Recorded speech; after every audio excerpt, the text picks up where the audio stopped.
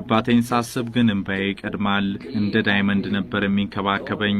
የዛሬ ታላቁ ተጫዋች ልጁን ሲያይ ግን ሞት ቀደመኝ። የአልኮል ሱስ አባቴን ገደለው። አሁን ደግሞ እናቴን ማጣት ስለማልፈልግ ብዙ ስቴዲየም አልወስዳትም እኔ ስጫወት፣ ምክንያቱም ስሜታዊ ነች፣ ትሞታለች፣ ራሷንም ስታ ታውቃለች። አባቴ ይህንን ታላቅ ስኬት ሲያይ ያለፈ። አሁን ደግሞ በጀገንኩበት ሜዳ እናቴ ስታልፍ ማየት አልሻም። ይህንን የአባቴ ምስል ያለበት ቪዲዮ ከዚህ በፊት አይቼው አላውቅም ፒርስ። ሁሌ ግን አባቴን ሳስብ ቃላት አጣለው፣ እንባዬም ይቀድማል። ብዙ የለፋለት ልጁን በእግር ኳስ ስፖርት ጨዋታ በዓለማችን ላይ እንደ ኮከብ ሲያበራ አለመመልከቱ እንቅልፍ ያሳጣኛል። አባቴ የኳስ መንገዱን ተግቶ ያሳየኝ ምስኪን ሰው ነበረ።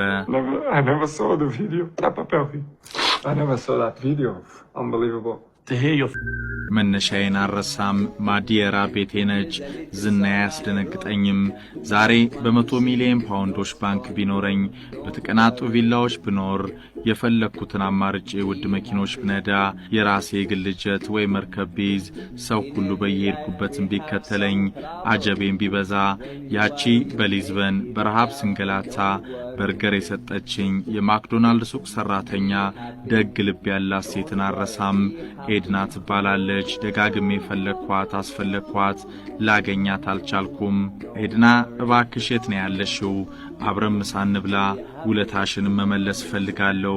ያኔ ትርፍራፊ የማክዶናልድ በርገሮችን ፍለጋ ይኳትን የነበረው ታዳጊ ዛሬ ከዓመታት በኋላ ሳር ቅጠሉ የሚሰግድለት ክርስቲያኖ ሮናልዶ ሆኗል። በኳስ ተአምሩ የሁሉንም ቀልብ የገዛ። እናም ኤድና ወዴት አለሽ? ይህ ቃለ መጠይቅ ከረዳኝ መልሼ ያገኝሽ ይሆናል። መቼም የማረሳው ደግነት የዓለማችን ኮከቡ ተጫዋች ክርስቲያኖ ሮናልዶ የልጅነት ዘመኑ የሊዝበን ገጠመኙን ይናገራል።